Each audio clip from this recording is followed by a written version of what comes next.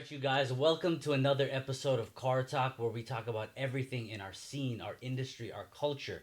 I'm your host, Big Mike, right here with, Ryan Bossery from Rywire. and today we're going to discuss playing off of our episode about what makes a build go from good to great. A lot of that is art, a lot of that is perspective, colors, and styles, and different things. It's all very opinion based, and we acknowledge that. But right now, there are certain things that aren't, and that would be technical understanding. That would be not just copying what you see, but also understanding why you're going to do what you're going to do and maybe why you shouldn't, at least maybe not till later. I mean, Sure. it's very important to understand a little bit more specifically. And so that's what we're going to discuss in this episode. Sounds good. Yeah. So, I mean, there's a lot of different parts to a car. I mean, we have multiple pieces. But let's start with some of the things that are really part of the focal point of every build these days, and that's the engine bay. Sure. Okay? People are always talking about tucking this and tucking that, and I want that. But what really goes into that, technically, not aesthetically, but technically? Right. I think it's like the technical comprehension of everything. Right. Right. Right. So we're talking about technical comprehension, and one thing that kind of jumped out is I'm every morning I'm replying to emails and stuff, right? And one of the products that we do sell is like a tucked radiator, if you will. And there's a lot of different reasons for a tucked radiator. Yes. It could be to have a visual impact on an engine bay, Right, right. right? It could be something as simple as that. Just Yes. I like the look of that. That's clean. And truthfully, that's really what it is. It's now just a staple in the aesthetic of an engine bay. Sure. But understanding why one over the other or why it is what it is really important. Right. One reason that a lot of clients will purchase that piece is to tuck it, also to make room for things. Sure. Individual throttle body clearance, turbo clearance. There's a million reasons why. Sure. Right. We've used them in the rear of cars, in custom applications, turned all different directions. So sometimes it just works. Yes. But I get a lot of questions about them. Why, how, where, all the whys and ifs and ands and buts. Okay, so when I was replying to an email, I was like, okay, we need to get further and deeper into this. Yes. So I think that the tucked radiator, first and foremost, number one question I get is it going to be large enough for my XYZ application? Sure. For this kind of racing or this kind of engine size or Yeah. this having a turbo, intercooler in front of it or behind it or whatever the case may be. And it's really hard to answer that question because there's so much groundwork that needs to be laid to even answer properly. So first and foremost, I tell people like a radiator is only going to be as good as the airflow that you get to it, through it, and away from it. Okay? So things like ducting Yes. has to be a huge, it has to be in your design, right? Sure. So if you're sticking a radiator behind an intercooler, directly behind an intercooler, and let's say that air might not even be effectively getting through the intercooler, let alone thinking that it's going to get through all Or the way. the air that made it has to go through the intercooler is now hot air. Sure. Hotter than it was. That's then entering your radiator, so you're already at a point where the ambient air is hotter than it was going to be, and then it has to be cooled by your radiator. So, like he said, the air that gets to it, through it, and away from it is sort of the simple three pieces. And so ducting, I mean, that you guys look at OE setups, right? Have you ever seen an OEM car of any type release that just overheated? No, right? That's going to be one of the things they check the most, right, when they release it. But when you look through the front bumper of any car, what do you see? You see the radiator, right? Sure. Because it needs all that ram air. And that seems really obvious to people, but then you have people who maybe they want to emulate like a drift car, excuse me. A lot of the FD guys, they put them in the back, right? Sure. But you can't just go put a radiator in the back. How is the air going to get to it? So they have crazy ducting through their Lexan windows, through their trunk, through anything, right? Right. Because it's about the air to get to it, through it, and then how it exits. Right. So those are a lot of things that I think sort of just exist in people's minds, And can like, get easily and you overlooked. get easily overlooked. That's why pusher versus pull fans. If you put the fans in the front, you can look in the engine bay and it looks cooler, but you also now have a shroud and fans that are physically blocking the air entering the Right. radiator. So some people are like, how come I'm having There's cooling different issues? strategies with that Right, then, right, right? right. So all these things have to be looked at, and air going through it is one thing. Also, air just escaping around it. If you look at, like, this is just a decent example, like a 92 Honda Civic DX, right? One without air conditioning from the Yes. factory. So normally they have these two radiators, right? One radiator is for engine cooling, another one for the air conditioning system. Without AC, what do? They block it off with a piece of plastic. Because if that piece of plastic didn't exist, Yes. air would literally just go its path of least resistance, and you could have this big radiator and this little dinky 1.5 liter non-VTEC Yes. And it would simple overheat. engine without air conditioning, and it will overheat. Yes. Because the air will just escape past that little squared, Yes. section that just literally goes straight into the engine bay. So the air will just come right around it, and if Yes. you're not getting air through it, it's not going to be effective. Right. Okay. So a lot of times when guys do tucked radiators, they actually end up sticking that radiator, kind of hanging it, and air can get under and Yes. over it. Right. So this is really important, because now you put this radiator in, you're like, oh, the car may be overheating. Well, if you don't have something on the bottom and the top, it's a universal piece at this point, right? Right. So it's not like you're bolting it in one specific spot in one specific car. You're putting it where it best fit. Also, if you have individual throttle bodies, for example, Yes. you would want to maybe mount it a little bit lower. Right. Right. If you have a turbo setup that sits kind of high, it's a top mounted turbo. Sure. You might then go lower as well. See, are you guys envisioning what he's talking about, right? Let's say you have your kind of like pretty commonly sized tucked radiator setup, right? You got your tabs on the side, and depending on if you have ITBs, like you have a K with some monsters and you need to go lower, or if you're running a full size radiator versus the tucked. The point is like you said, when it's spaced out, when you have the air coming through your opening, if it's gapped off from the core support, the air will go up and the air will also go under. But if it's pushed up against it, the air only really has one place to go. Sure. So you're already going to have more efficiency there. Then you're relying on just the bumper itself, right? Right. But in some cases, you might have to actually like make something. Right. It's, a light fabrication of just maybe like an angled piece of metal. So when the air hits, it just funnels in. I mean, like, think about like a V-mount design, right? When you have a V-mount, the reason why like people, like a Nissan guy that has a V-mount setup, isn't building a V-mount because it looks cool. They're actually doing that with logic, because with a V, the air hits right in the center and it's forced to either go up or down, and it'll either go through one of the coolers. It'll either go through a intercooler or it'll go through a radiator cooler, right? Yes. So there's a reason for the V. And if you have an offset of a V, well, then one side's going to be less efficient than the other. So that's why the V is right at the corner. The air is going straight in. That's the path. It can go both directions. Right. So, and then a lot of times they'll baffle the sides, so the air can't escape through the sides. Like the air is just deflecting, and then, okay, fine, I'm going to go through. Yes. Whether I go up or down, it's going to go through. So, that's all very, very important stuff. Also, people ask me about sizes, thicknesses. To be honest, if you're going to choose something like a tucked radiator, build something out of cardboard. See if it fits in your car. I get questions like, oh, is this going to fit in my S13? Well, I mean, I'm sure you could probably, if a radiator fits in your S13, then the radiator should fit. Is this going to fit in the car? Like, physically, yes. Is it going to fit in an ideal place? Not so much necessarily, right. But with a measuring tape and some cardboard, use those dimensions. You'll know. Use the dimensions and mock something up. Yeah. Right? So I think that's really important to just physically get your hands dirty and figure out if this is going to work. Maybe you have a creative way of mounting it. Yeah. Plumbing, for example. Yeah. There's different options for plumbing. You can use AN fittings. Okay, now that's like a whole, plumbing is such a massive thing now. But, to quickly tie in, we were talking about like a fifth gen Civic, like an EG, a D15, right? How many of you guys have ever taken out your OEM radiator, and when you take off the plastic shroud, if you didn't have AC, then just that side, we're talking about a cord that's like this big.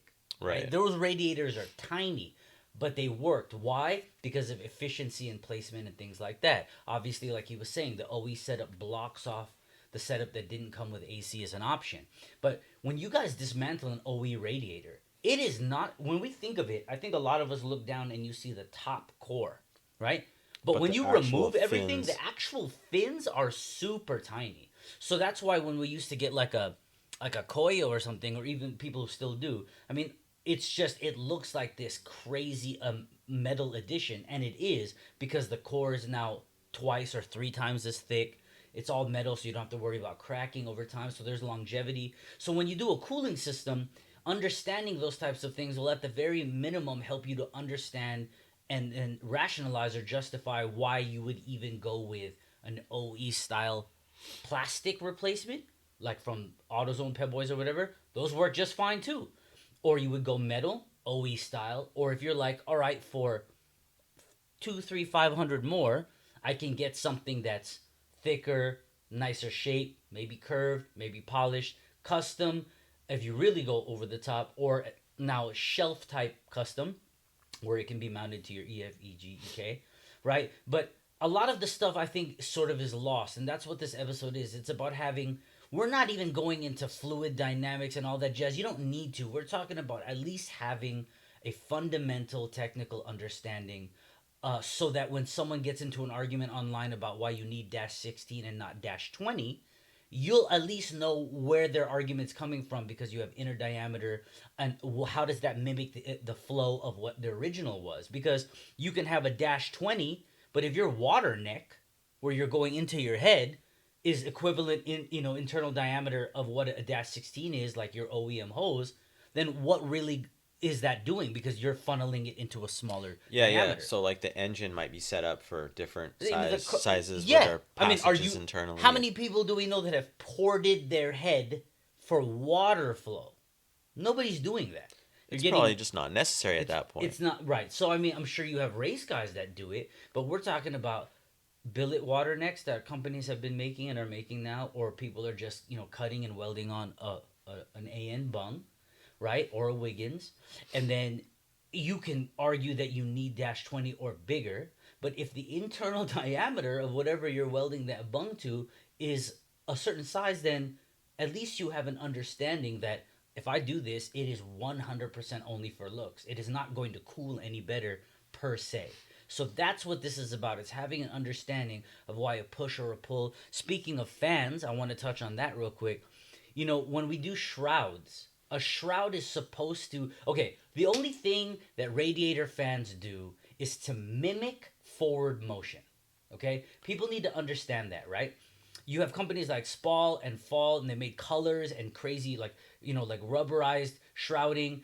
And for a lot of the race guys, off-road trucks, they have those flaps. Have you guys seen those crazy off-road trucks?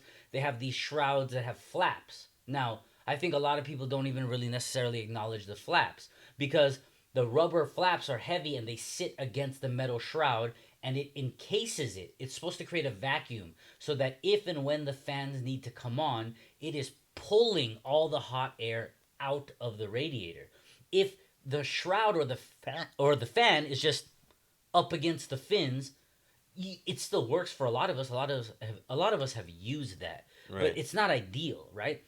If you're getting into extreme temperatures, if and when the fan needs to come on, it needs to pull as much hot air as possible. If it's enclosed against the fins, it's gonna pull the most air. So those flaps that you guys see in some hot rods and off-road trucks and stuff, when you're moving forward, the flaps are getting pushed open and the air is flowing through. And when you're resting, they have this weight to them where they just sit down and effectively seal it off. That kind of stuff matters, because if your fan is just sitting up against fins, there might be a scenario where when it comes on, it's just not going to pull fast enough. You may not overheat, but you might notice that your needle just really isn't going down, and that's a bad thing, right? So shrouding is important, right? And once again, you have OE style shelf items, or you can make custom ones. A lot of guys are doing custom radiators now, and you can have a really cool looking shroud. But knowing how much CFM, to pull out. knowing the type of fan, because space people, a lot of guys go with the slim fan and they notice they're not cooling as well because that slim fan is only going to pull so much air. You might need to get a medium one. Now they have slim, medium motor, large, heavy duty, where some are bent fin, some of them are flat for sound. But there's so many options from companies like Spall where you can match it up and pull like double your OEM for half the width and the Right. space. So for me, like touching on the fan subject, Yeah. General rule of thumb from what I've seen, is let's call it like 20 mile an hour. Yeah. Above 20 miles an hour, your fans really shouldn't be on. No, absolutely not. That you should then be relying on your airflow through the radiator.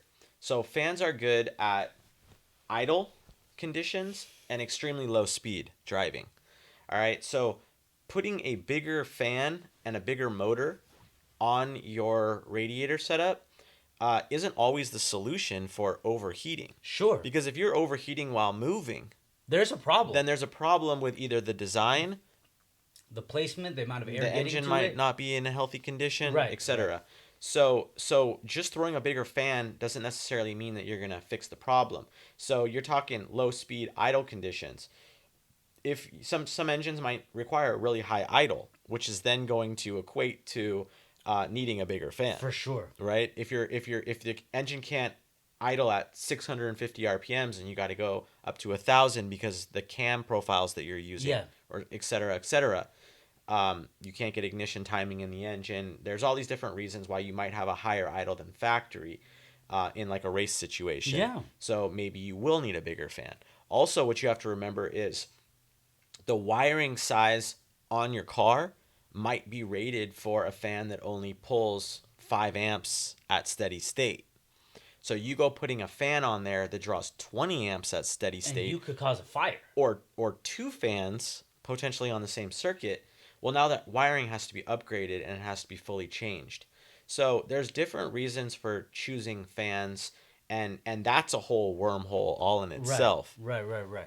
But I mean, you guys, so the main reason why we're having this particular episode and topic is because unless you're really trying to do something crazy, most of what we're saying may not necessarily ever factor into your particular street/track/show build. But at the same time, doesn't it make sense to at least understand so that when you get that piece of paper on the fan that says this many amps and this many ohms and this many CFM and this many, at solids, if you read these things and they don't make any sense, that doesn't make any sense these days. There's so much information, there's so much knowledge that at least you can have an understanding of what's going on. So when it comes to your cooling, we've talked about sizes, placement, airflow, shrouding, internal diameter, right? I mean, the same thing with like thermostats, right? Some people don't run them, some people do. It just depends on the climate of where you live. You don't technically need one. It just really depends. We're in Southern California. We don't hit extremes, right? Right. I mean, it's the same thing for coolant. You don't technically need coolant, aka antifreeze. I mean, it's if you're not in frozen weather. Right, it's antifreeze. It's made to prevent water from, because if water froze inside of your engine, it's gonna fuck it up instantly, obviously, and to prevent it from boiling or freezing. Right? If you're in an environment or you don't drive in a manner in which that water would turn into steam or freeze, you don't technically need it. And I think a lot of people don't really understand that because they don't need to. It's just you buy 50/50 or you buy coolant and you dilute it and you just do it. But at least having an idea of why some people do that and why some people take distilled water and like red line water wetter, which is only this little bottle you mix with X amount of gallons, and people run that. And then someone else is like, oh, I would never run that. I only run Honda or I only run Nissan. And it's like, well, I've been running 50/50 from AutoZone on every car ever, and it's fine. So at least having some understanding of what the people are arguing about or debating about will help you guys. Mm-hmm. And so cooling, we were segueing into plumbing, right? And this sort of ties into what makes a build go from good to great. Do you need to have an AN line or lines and or Wiggins or color coordinated anything? No. An OE setup for many of these cars, a lot of us have been driving our cars hundreds of thousands of miles. before a hose cracks, before a thermostat gets stuck open or closed, before a radiator top cracks. I mean, hundreds of thousands of miles, right? So that rubber works, but you can substitute rubber for something from like Samco or HPS, right? Higher duty, better looking, color options. And then instead of a worm gear clamp, you can do like a T-bolt clamp. You can do a titanium clamp. Or you do it yourself or get a fab guy, cut the neck off this, cut the neck off that, weld on a bung, now you're AN, right? Do they all work? Yes, they all work. Do you need one over the other? For the most part, the average guy? No. Race situations, ease of removal, accessibility, rerouting, okay, right? But knowing why is going to help you from spending money you don't need to, at least before you need to, right? This is all to help people, to you guys, for all of us, whatever age we're at. If you don't know why you're doing it, then you're just doing it because. And having a technical understanding is going to help you. From that point, you can go into the artistic side, the aesthetic side. But if you're just doing what it looks like before knowing what it functions like, then you're going to potentially be a victim to a lot of time and money lost, right? I could see that. Yeah. Do you agree with that? I do agree with that. Okay. So cooling, right? I mean, plumbing, placement, radiator core, what material, right? What shroud, types of fans, different passes. yeah, that we different didn't passes, talk about, dual like pass, single pass, yeah, things like that. I mean, you guys, a dual pass means that the water passes through twice, right, and the tanks end up on the same side. and the entry and exit It's on the same it's kind side. of like, I think people sort of started understanding that when they started talking about intercoolers. When turbocharging became more mainstream, people would talk about dual pass. back door, Yeah, right? And everyone was just like, oh, because it used to be left and right, basically. And so when people started seeing these on the same side thing, I think more people started understanding that. Then they really kind of figured out that a dual pass radiator it's the same thing, right? Yeah. The water enters. there's just a welded baffle. Yes. Comes across, so it passes through twice. Right. And it exits at the bottom on the same side, right?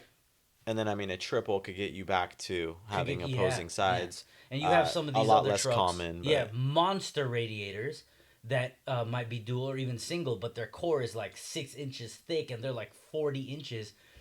There's a math done to that for those big off-road trucks or like these big displacement supercharged or ethanol or nitrous, like big block hot rod drag cars. There's a reason for that, right? And at least if you understand, you're not gonna get oversold to some crazy company producing some radiator that's like $4, $5, $700,000 more than another one, when they both will do exactly the same thing. And at least you'll understand that, right? And then if you say, I choose this company because it's JDM or it's rare, okay, but at least know why one would still do the same job. sure. You know what I'm saying? Sounds good. Yeah, definitely. Do you guys understand or agree with any of that? Do you think that there is a point or two that should be addressed for more mainstream people about cooling, right? Like, what do you guys think about that? Do you already have a metal tucked style radiator, OE replacement style? What kind of fans did you guys use? Did you, because the OE metal ones, they have the mounting point, so you just put your OEM factory fans and shroud back on. Were you guys okay with that? You got the metal radiator, but now you have the plastic shrouding back on?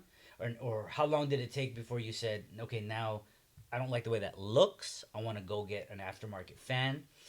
Did you do the little zip ties through the fins? Or did you have somebody like weld tabs so you can mount it in a cooler way? I'm interested to know your guys' setups, right? A lot of the followers and subscribers, a lot of you guys are OGs. You've been around for 20, 30 years. Some of you guys have been in the car scene. You keep in contact with me personally on my Instagram. And I know you've only been around a few years. So does all of this stuff seem elementary? Or are you just like, well, fuck, I never thought about it like that? Let us know. And when we come back, we'll segue into the next section. And that would be electronics and electrical. Okay? So we'll see you guys in a moment.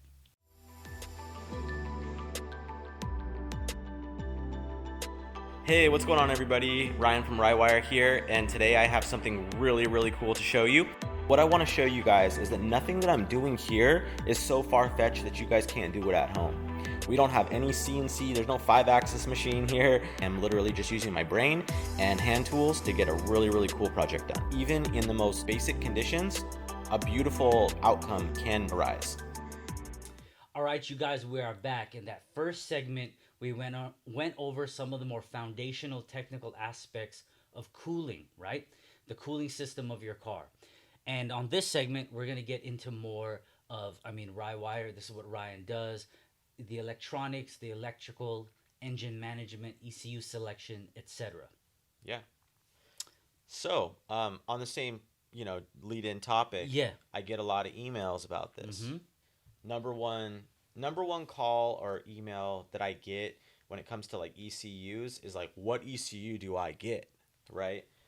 And there's no great answer to that. I can't just be like, you need a Motec and here's why. It's just Right. not that cut and dry. Right. So for me, it kind of breaks down to three main things. Okay, for me, it's going to be your tuner. It's going to be the capability of the ECU Yes. and what it can do for your engine, and also the price point, what you're going to pay for it. Right. Right? So with those three things in mind, first and foremost, tuner. So Yes. what I want to say is this. When you go to select an ECU, the last thing that you want to do is to think about who's going to tune it as the last thing. Right. You want to think about your tuner as number one. First thing. Because this tuner that you are going to select is going to either be very familiar with the software that you are bringing to him, or he is not going to be familiar with it. And what I see a lot of times is I'm not trying to pick like companies and pick on anybody, but let's say that you got a guy, he's really, really capable with, let's say, a Cyvex ECU, right? This is high-end motorsport, right? Cyvex ECU, he could do everything with the Cyvex ECU that you could ever imagine. Sure. Okay. And you go, hey, well, what about this Motec, Mm-hmm. right? He might go, the Motec ECU is great and all, but I can make the Cyvex do this, this, this, and this. The rolling anti-lag with this parameter and make it do this and that. Okay, great. He can do that. Yes. This guy over here that solely does Motec. Yeah. Cyvex is great and all, but it can't really do this and that. Yes. Okay, so you're going to have this battle between tuners, essentially.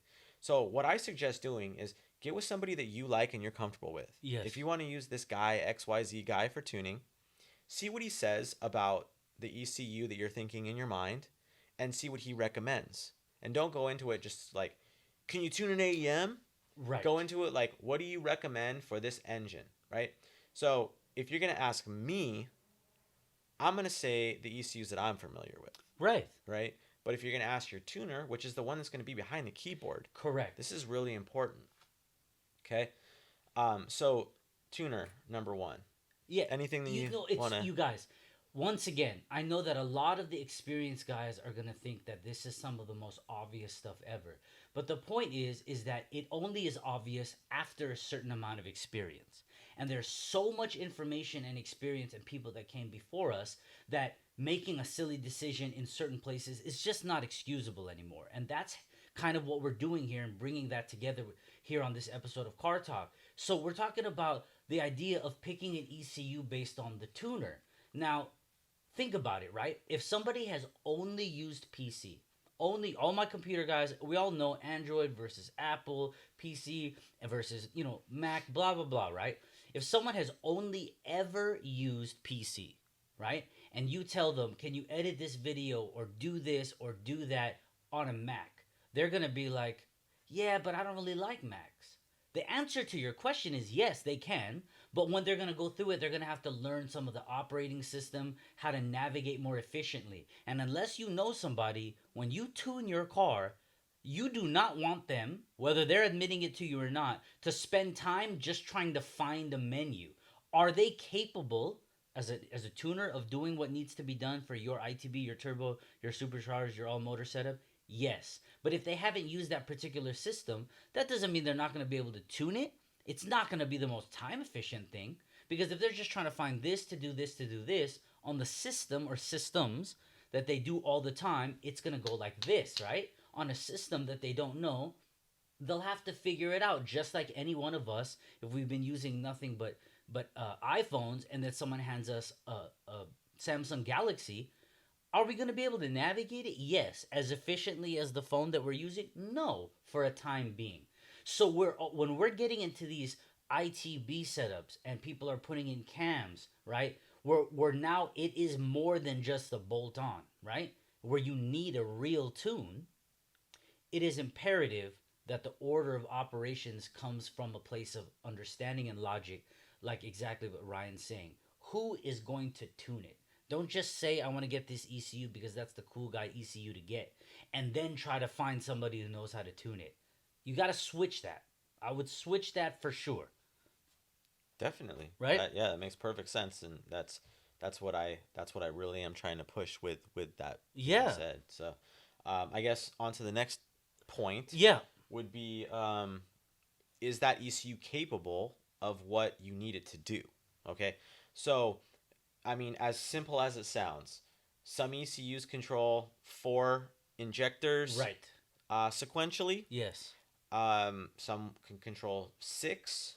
Well, if you have a 4-cylinder car and you want to control 8 Yes. sequentially, Yes. that means independent control of the injection or ignition, then you need to pick the right ECU. Right.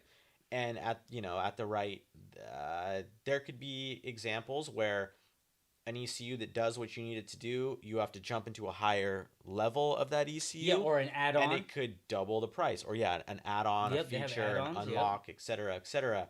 So then maybe all of a sudden you might be thinking, oh well, I kind of want to get into this other ECU because Yeah. it does it out of the gate. Yes. So then you need to circle back on your tuners, and this turns into a whole thing. But make sure that ECU, for example, this is something that I get every day. People don't want to use a distributor because of the reliability of it all. Sure. Okay. There's so many different components in a distributor. We're talking like older technology here, but a lot of the clients and people still use engines with distributors, Yes. and a lot of times they want to get away from that. Well, maybe they don't realize that, for like example, a Honda ECU, though you were converting to coil on plug and your igniters are now remote and they're updated on the plug, you still, your coil and your igniter is not in the distributor, but you're still relying on the trigger sensors in the distributor. In the distributor. And thankfully, that is honestly the most reliable part of the older distributors happens to be those triggers. The least reliable is your igniter and your coil. That's actually happening right now on one of my beaters. Is for the second time in 10 years, the igniter's kind of like, no mas. Yeah, and when you're wiring an igniter, a lot of times it's through a tack signal. So the easiest way to tell if your igniter is going out is if your tack jumps around here and there. That's like a tall, what is it? Something tail sign. A telltale sign. Telltale sign. A telltale sign. Telltale. So you guys, so right now, like what Ryan's talking about. So you take, for example, some crazy setups you see that have 8 injectors, right? We've seen some crazy engine bays, and it's got staged injection, dual fuel rails. And so it looks so crazy that you're like, I want to do that on my setup. Cool. But if you didn't do any research into what, engine management that particular individual is using, you're going to go buy 8 injectors and that fuel rail setup or ITB or manifold setup, and then realize that you now need a $15,000 to $2,000 ECU where you thought the one that you had would work. Sure. So once again, fundamental understanding, right? When you have the word standalone and the categories of standalones, they can do anything. You have to have a base, you have to program. I mean, are there so many people who've done it now that you can find the startup maps and all that? Yes. But the point is, it has no map on it. You have to calibrate everything, that you can change everything, right? That's a standalone. Or you have something like a piggyback, which is literally piggying off of the back of the OE parameters. Yeah, so all that's really doing is it's grabbing specific things like injectors, throttle position, ignition. Yes. And it's basically like intersecting those circuits, yes, controlling it on its own, and then sending it back to the computer. And then sending it back. So are there add-ons? Like you take a company like Honda, it is by definition a piggyback, but they have so much time and research and development that they have all the real necessary add-ons for you to be able to do another set of injectors and this and that. That we all had the S200s, the S300s, and the turbo options. So it's a fantastic setup, Yeah. but it is a piggyback. Just so you understand that. And a standalone category is going to be something where you can change effectively anything and everything, to the point where if you use a tuner who is not experienced in your specific type of setup, they can change something and blow your shit up right then and there. Right? Just right then and there. And we all hear about that kind of stuff, Yeah. right? So, We all hear about so don't that. be scared to reach out to your wiring guy, your tuner, and ask specific questions. Is this ECU capable of doing what I dream it to do? For sure. Right? For sure. So that's very important, I think, just with ECU selection. And then that kind of leads into the price. Yes. So, Yes. I mean, It's a matter of knowing what you're trying to do. Like we said, if you think you want to emulate a certain look or setup and you do that without knowing and understanding technically what you're really adding or bolting or wiring, you can find yourself in a very bad financial situation because let's just use the thing we talked about, like 8 injectors, right? A lot of guys want to run 8 injectors, right? That's like a thing now. And I think when I did staged injection on my ITBs, my Kinsler ITBs on version 2 yeah. of the build, I think a lot of guys back then, they didn't realize that I had to run a standalone. Right? Yeah. I think people thought it was still like a chip, the chip P28.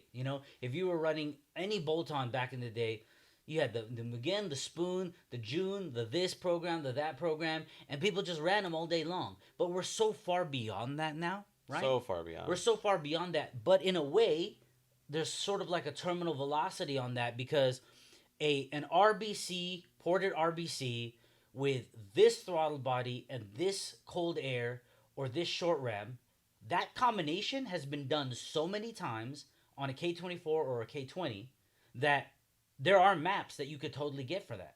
People are willing to share that.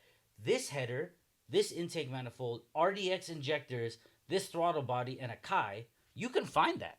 Yeah. And you could, in a sense, it's like shipping your ECU because you're just taking a map that someone else created.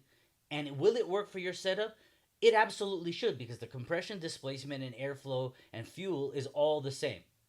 But when you're starting to change things, you want to do something a little bit different. That's dangerous. That's when you want to start being able to make real adjustments. So the rotary guys are some of them are so diehard into FC commanders that in 2021 they still use them. Yeah. Can it work? Has it worked? Yes. I don't know if that's really what you would want to stick with. There's a reason for the development of technology. Or you had like Mega Squirt, right? Does it work? Has it worked? Yes. Can you get something better than that? Yes. So it's really just a matter of how far you want to take it. But the price point, you can damage yourself. Like with anything. Like I just going off my own experience. The people who took the sizing of the wheel and tire on my car. Okay. Because I went wide body on my Prelude, but I did it in a way where it doesn't look wide body, unless you're coming from the back where, open air on the fender well. But the curves, the shaping, to this day, people are like, I don't get how do you have concave TEs or CEs or something in there. And they ask the size or they look it up and it's, 17, 9.5, 28. And they're like, wait, what? With a 275 tire when the car came with a 185. And I think I've had people want to get the fenders, but they don't understand that you're going to spend another couple grand on wheels and tires to even fit those fenders. Sure. Or the other way around. You're like, I want that look of a concave wheel and that tire setup. Look at your contact patch, it's meaty. And then they get it and they're like, I don't even understand. This doesn't fit on my car. It's sticking out this far from like the fender. And I'm like, you need to understand the whole of what you're doing, right? In anything. In anything. And so that's kind of what Ryan's talking about because with electronics, if you go and buy an ECU and it doesn't do what you need it to do, I mean, that's a lot of time and money wasted. Could you sell it? Yeah, probably. One key point too is somebody picks an ECU a lot of times and they'll reach out to me and be like, all right, how much to wire this in? And some people will go, I picked this AEM Infinity. Yeah. How much to wire it in? Well, got it right on our website. It's Yep. ready to go. It's in stock. Here you go. Yes. And the Yes. price point's really, really good. You're Yes. talking $1,000 range, Yeah. right? And then somebody might go email me and say, I got this Cyvex ECU. Mm-hmm. How much to wire this one in? And because it's not as simple as like the plugs are the same and everything works the same way, it's just not. So that turns into a custom price point. Yes. Could be 3 times the price just starting out at. Right. So understanding what, let's say, the wiring is going to cost you early on, what the ECU is going to truly cost you, how much the tune is going to cost you, and how much like revisitation of the tune that you may need. Right. You know, like there's when back in the day it was tuning, it's like, okay, it's going to take 3 hours and it's $75 an hour. Yes. This is like back in the day pricing, right? You're going to get out of there less than $300. Now, from what I know, proper tuning, it's a day.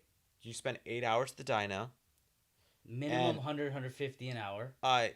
Generally, when guys are doing that, it's a minimum $1,000 a day. A day, yeah. So you're gonna put in 8 to 10 hours. Let's call it 6 to 10 hours, depending on what issues you could run into, and that could be $1,000 just for the day fixed rate. For sure. And then if you have an extensive amount of programming, and where the first day is all programming. Okay. This is for like serious racing cars. This is for serious But cars. I mean, I'm just saying like extreme cases. Yes. You got to program an ECU, a PDM, a digital dash. You got some other stuff going on, maybe a little bit of CAN bus stuff. Drive-by-wire. There's a day in for that, and then a day in on the dyno. Okay. So that's $2,000 that you might not even really think of. And you might not even have needed for your setup. You probably don't, but I'm just saying. Ryan like, is using a very extreme example. There are guys who you have to like race tune. Yeah. Right? Yeah, Frank. You book him for 2 days. It's a 2-day setup. One entire day is him going over the car to make sure you are actually ready to go. Because a lot of times what ends up happening on the dyno is they end up realizing your car's not actually ready. Yeah, like maybe a fuel system isn't plumbed properly. It's working, but it won't work at high RPMs. Right. When and the so fuel delivery is at highest demand. People like Frank will come to you. You book them for 2 days. The first entire day is making sure that it is wired and plumbed and everything is physically and mechanically ready so that you don't waste time during the tuning session. And the second day is every single CAN, bus, PDM, your cluster, your drive-by-wire, ITB, your throttle body, your pedal, everything's calibrated, and then the tuning, right? By like 250, 500 RPM increments, so you have partial and full, and I mean, road testing, and I mean, it is a full-blown affair. That is how these higher-end cars are done. So as the bar keeps being raised, as we are starting to use billet manifolds and titanium this and drive-by-wire conversions from cabled stuff, and we keep progressing to these crazier and crazier setups, it becomes very crucial for the people that don't realize how much technical information is important to know, so that you don't get caught up in a financial situation and a time situation that will be destructive to you. Because like we talked about in another episode, it's like if you're trying to do this on your daily, you will ruin yourself. Like you will be wrecked, And a lot of people don't understand that. Like if you take shelf items, this size throttle body, this cold air intake, RRC, RBC manifold, Golden Eagle, whatever, just, there are maps that exist for all of that. But when you are trying to do something that hasn't been done before, for the people that just want to push the envelope, you're going to have to do that field work, and doing the research for yourself is crucial to save yourself time and money, understanding what's going on, why a car is idling high. It's not, I hear people be like, oh, that car's idling high, there's something wrong with it. There's not necessarily anything wrong with it, We used to think that. Now, if you hear a car surging, right? I used to never know what that was, and then years back, someone says the IACV, and then you got to learn, your idle air control valve and clean it out or change it. So that kind of simple thing, that fundamental knowledge absolutely translates into if you have individual throttle bodies, or a vacuum source somewhere else. If you put the vacuum source, if you have a T and you forgot to use your Teflon tape, if you didn't clock it enough, if you have a leak, right? at least you won't have to go and necessarily pay a shop to diagnose it for you. You'll have an understanding of what that weird sound might be or why a car is doing something. And that's why having a technical understanding is very crucial so that you can prevent just time, but at the worst, time and lots of money lost, you know? Mm-hmm. So ECU, standalones, piggybacks, right? The wiring, it's so crucial. I mean, it seems so obvious, but we all think that there are these shelf harnesses, and if you need a jumper, where we all knew OBD2 to OBD1, OBD1 to OBD2 jumper harnesses, it's starting to get beyond that, guys. Yeah.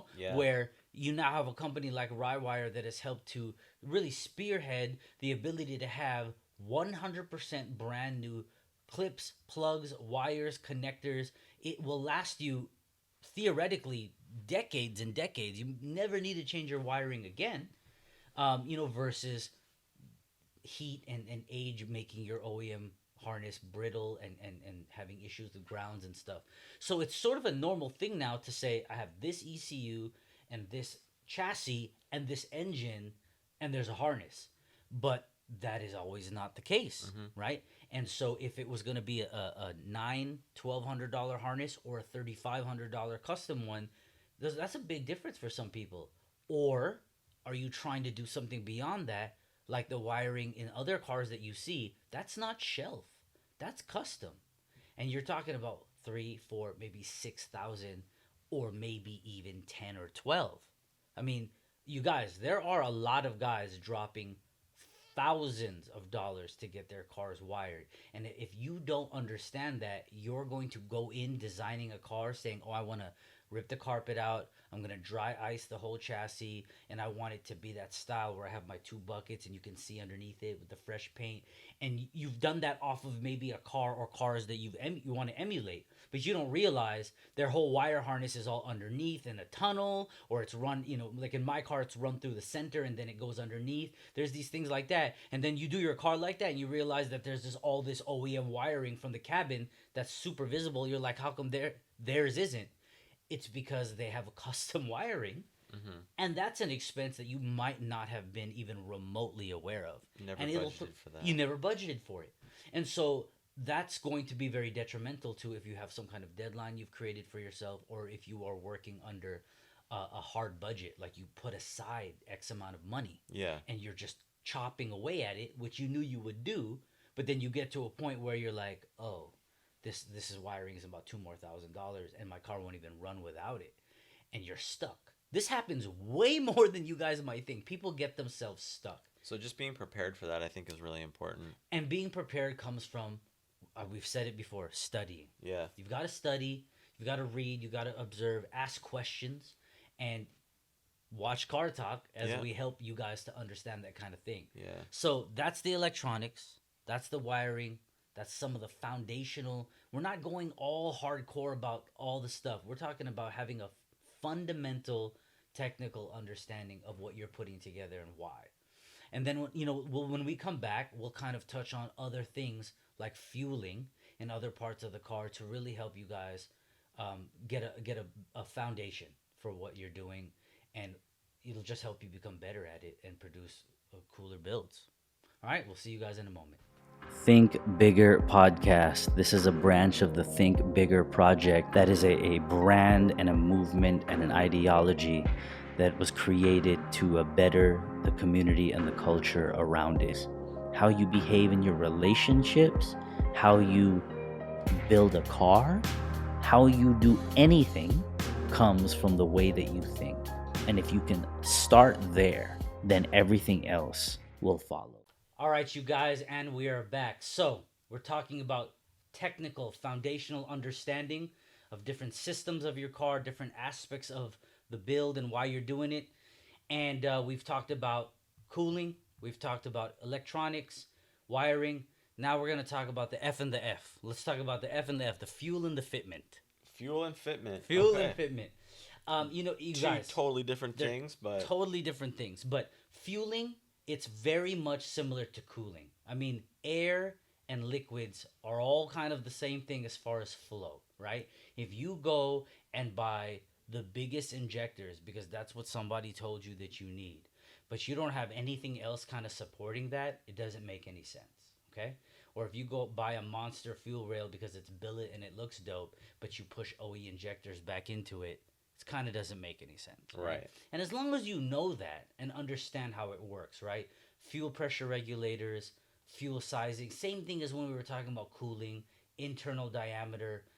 If you're going from a dash 8 somewhere in your fuel and then somewhere else in that same system, it's a dash 6, just think about that. Why is that happening? So when I first did it, you're using things like from like Aeromotive and AEM and these different companies, and I was going off of what I thought looked the coolest, and I knew I needed a filter and a pump and an in tank or an inline and an external and a blah blah blah. I had gotten that far, but if you look around long enough, you'll find the ones that have dash 8 everything or dash 6 everything. And then in that sense, you have the same amount of flow. And you could size everything And accordingly. you size everything accordingly. And things in The theory rail, should work a lot better right, together. right. So you're not ever hitting a funneling or a stifling point. And that's kind of the same thing, right? So once you know what you need, you look at the size of the entrance and the exit to your pump and your filter. You match those up, right? And then you get a rail that has that same sizing. And then you get lines that have that same sizing. So that comes from a very simple kind of mapping out, at least understanding the feed and the return and all that kind of thing, right? Feed meaning feeding the fuel and returning where? Returning back to knowing that process, right? And these systems all come with arrows on them, right? There's an in and an out. But just kind of, we've talked about writing it out, drawing it out on a piece of paper. FPR, rail, tank, right? Then you can figure out how to plumb your own surge tank, right? Mm-hmm. Or your oiling. We haven't even gotten into oiling because all of these concepts are really the same. It's about knowing what they do so that when you buy a modification, you know what it does. Mm-hmm. Not what it looks like, but what it does for you. And what it doesn't do. Because at least if you know, and you know that this is overkill and I don't need it, but I like the way it looks, that's a far more informed decision than just doing something and then wondering why nothing has changed for you. Like, why isn't my spark so much better because I'm running these crazy external coils or GTR coils or something, when you realize that the system you have set up, all the spark you ever needed is completely fine in your OEM ignition system. Things like that. So fueling, honestly, guys, it's really just that simple, right? It's the same process of knowing internal diameter and how much flow you really need, right? If you go buy a mega pump, but you have a dash 6 line, I mean, how much velocity are you really trying to force into that dash 6 line? Right, there might not be a reason for that. Might not be. Also, like, fuel injectors are a big thing that I get asked a lot. Yes. A lot of them, you just got to read about them and you got to figure out which one, what companies flow them all together, because matching them is really important for tuning. Yes. Also, size of the cc's of flow. Also, the ability to know what kind of fuel each injector can support. Right. So you really just got to read and be like, okay, this is the fuel that I want to try to use. How do these injectors work with that fuel? Because a lot of fuel is very corrosive or not. Right. And you have to kind of know, the whole, like, the big number one would be like E85. Yes. That's probably the most popular. So you have to make sure that your injector can handle E85 and is compliant with it. What you may need to do to service that. Yeah. Filters, for example. Yes. What kind of mesh and screening do they use? Are they supported with ethanol gases? This is a little bit newer technology. Yeah. So some of the a little bit older designs may not respond as well to, like, ethanol, for example. And because there was a time that if you bought RC 310cc injectors, it was a big deal. And now you get to the point where, that's not gonna cut it. I mean, RDX injectors flow more. Those, like, RC injectors, not to say anything bad about RC, but back in the day when they were popular, the biggest, baddest injector body that you could buy back then was EV1 injectors. So they're Bosch, like, EV1. They're the first generation of premium injector body. And that's what RCs were. Yeah, and then now, the technology's gotten better, so a lot of companies are using the EV14, which are a Bosch injector, and they can do a lot of different kinds of gases. And a lot of these companies, what they'll do is they'll buy them in bulk, they'll flow test them, and then they'll match them all together. Yes. And that's smart, definitely works. But you have to understand that, because if you Yes. don't have a ground like understanding of the injectors, Right. high impedance, low impedance. The technology back in the day was you go really big with an injector, you need a resistor box. Yep. So basically, it's dropping them down to run off of like five-ish volts. Yes. And then now they're perfectly comfortable with running 12 volts, 16 volts, whatever your battery system Yeah. is. You give it them battery power, and they will activate just fine and be efficient. The internal pintles and things in the injectors, the quality and technology is growing really Yeah, rapidly. they're even So like cold cutting them and things like that. yeah, it's pretty cool. You can tune them so you can have a really big injector, and at idle conditions, like that whole like bad idle with big Right. injectors is That's kind not of, the case anymore. yeah, it's a thing of the past with ECU technology and injector technology. I mean, you just cut the duty cycle on the injector, and then now all of a sudden the big injector will idle very nicely Yeah. Yeah. at very low RPM. It's a thing, right? Like if you're building a set of all motor or turbo and you know that at some point you're gonna want to run E85, well, you either run entirely E85, meaning you have to empty out your entire system and then put E85 in it, or you need to have a flex fuel setup. You have to have a flex fuel sensor, and then you can have any combination of pump and E85. If you don't know that or plan that out during your build, you're going to find yourself in a very bad place, because let's say you design your car to only run on E85, you can't let E85 sit in there. It'll eat away at everything, right? A lot of people don't necessarily understand that having the ability to run both fuels is it's very easy to do. It's very easy to do now with flex fuel sensors. So with that being said, once again, having that basic understanding, if you were getting a 700 cc injector and then you decide later, okay, well, I want to run E85, that injector is very much going to be maxed out. It's going to hit 100% duty cycle, because E85, you effectively need double the size injector, right? So you start using E85, it needs so much more that now you may have added your flex fuel sensor. Hopefully, you already had an ECU or a standalone that took care of E85 and anything related to running a flex fuel sensor, but now you need new injectors. So, once again, right, knowing these things will help you as you start to really step up your game, to try things that no one else has done, or to build, similarly to what you've seen, and know why. Hmm. So, that's fueling, right? That's just the basics of more like conceptual, on fueling and all these things. And the F and the F, so fitment, right? We touched on it before, with wide body fenders. I mean, this S2000 above me that Ryan did, wide body, right? The GT3 Integra, front fenders are wide. My Prelude, front fenders are wide. And when we widened the stuff, it wasn't like, all right, now let me find wheels. We are talking about choosing the wheels, their width and offset, and designing the vehicle around it, and vice versa, right? That's how we're able to sit. My car is a 17.9.5. I've had 22s, I've had 28s with a 275, and I have about negative zero point 0.5 degree camber. I'm almost at just dead zero when I want to be, and I can still turn. That's not some type of accident, right? It's planning things out, right?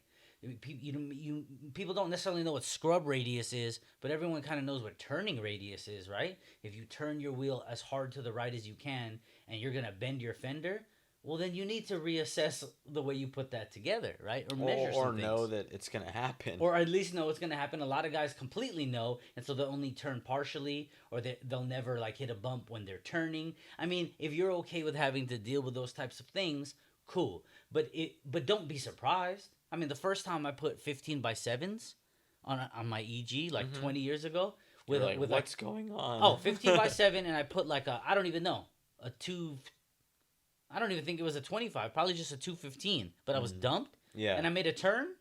I just bent my fender right out. Just bent it right out. And I was like, wait, what?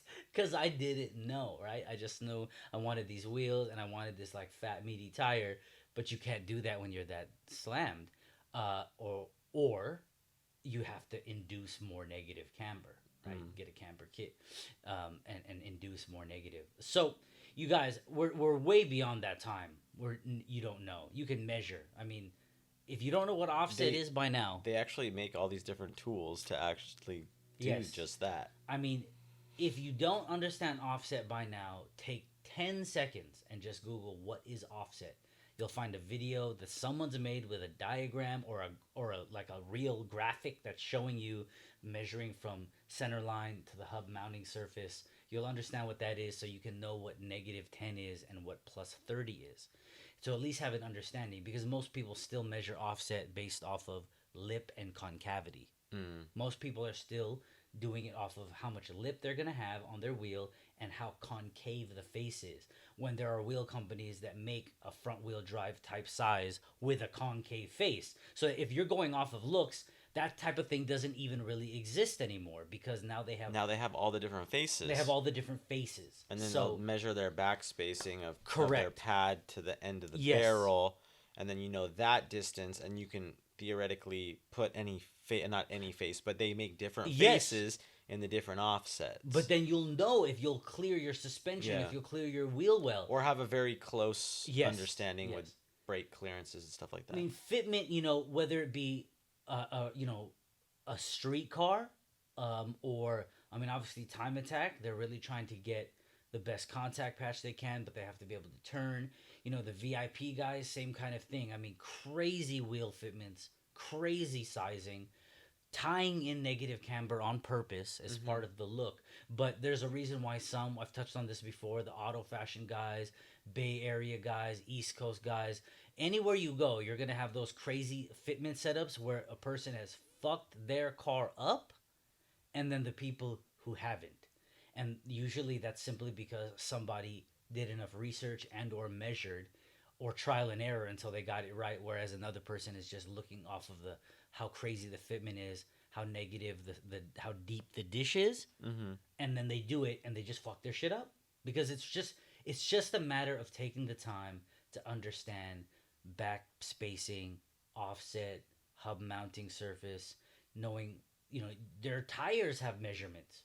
Once it starts to get that tight, you can look up the tire measurements, the sidewall, right? Some tires have a more curved sidewall. Some of them have a more 90-degree square sidewall. The tires is an interesting one because they're actually like different based on brands. And then like I have this discussion a lot with David, and he knows like, oh, this brand, Toyo tire, this It has a more curved sidewall versus less, a more so yep. a 205 is more like a 215, et cetera, et cetera. So it's funny because there's not really like a perfect industry standard on tires. No. They could actually vary in sizes all around. Yes, and that's an important thing because if you run a taller, stiffer sidewall tire and you needed 2 or 3 mil, you don't have it. But if you, hence the stretching, people do a stretch to like take that square and turn it a curve. Yeah. Give it a curve so you have that last couple millimeters when and you're it might turning, be just enough that it might be just enough. it squeezes into the fender with compression. But at this point, it is not trial and error anymore. Almost every setup from power plants, fueling, oiling, plumbing, cooling, right?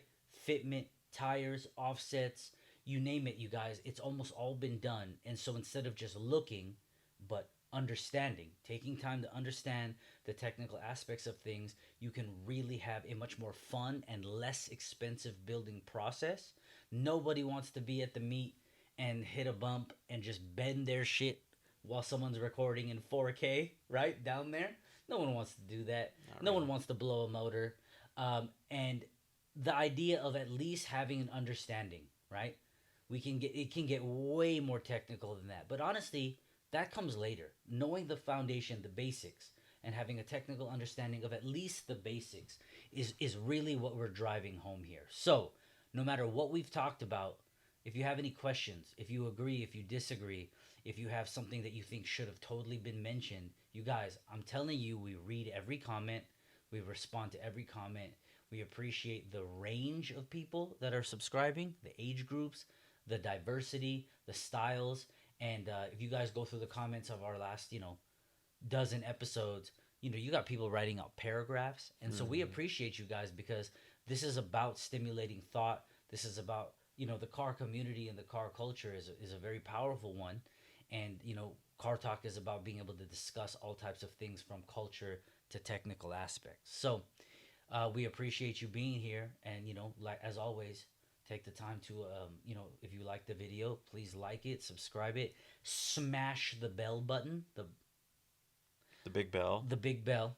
And, if you think somebody would appreciate what we're doing here or benefit from anything that Ryan and I have talked about, At them. at them. At them. There it is. Don't at us, at them. Mm-hmm. Well, you might need to at us too, so we would know that you added them. No, we'll see it. But we'll see it. We'll know. At We'll whatever, know. and we'll see it. All right. Well, there it is. Right. That was the boomer side of us. But we appreciate you guys. All feedback, good, bad, constructive, abrasive. Share it with us. We appreciate you, and we'll see you on the next episode of Car Talk.